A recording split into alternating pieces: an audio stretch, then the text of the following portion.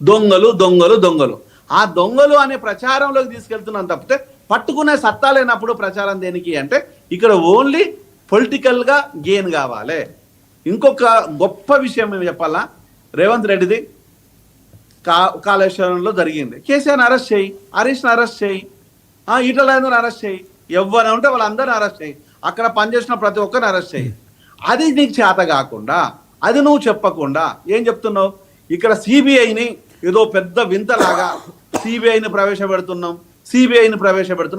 సరే, సిబిఐని ప్రవేశపెడుతున్నావు, ఇస్తున్నావు, చేస్తున్నావు. అది ఎక్కడ బీజేపీకి పోయింది. అంటే ఈ తతంగం అంతా దీన్ని ఏమంటారు, పొలిటికల్ స్ట్రాటజీ అంటారు రేవంత్. దీని మీద ఎంక్వైరీ అన్నారు. పొలిటికల్ స్ట్రాటజీ కూడా ప్రాపర్గా చేయాలి కదా. నీకు ఇచ్చే సలహాదారులనా కొంచెం బ్రెయిన్ ఉన్న వాళ్ళని పెట్టుకోవాలి కదా. పొలిటికల్ స్ట్రాటజీ అంటారు దీన్ని. అంటే బీజేపీకి ఇస్తే బీజేపీ రేపు ఎంక్వైరీ చేసి అరెస్టులు చేయకపోతే ఇది బీజేపీ బీఆర్ఎస్ తప్పిదం, ఒక్కటిగా ఉన్నారు, ఇద్దరు కొల్యూడైండ్ అంటారు. ఒకవేళ కనుక బీజేపీ అరెస్ట్ చేస్తే ఈరోజు ఆ అరెస్టులకు సంబంధం లేదు, ప్రజలకు ఈరోజు మేము ఎంక్వైరీ చేయమని చెప్పినాం, బీజేపీ అరెస్ట్ చేసిందని చెప్పుకుంటావు. అంతే తప్ప నువ్వు చేయవు.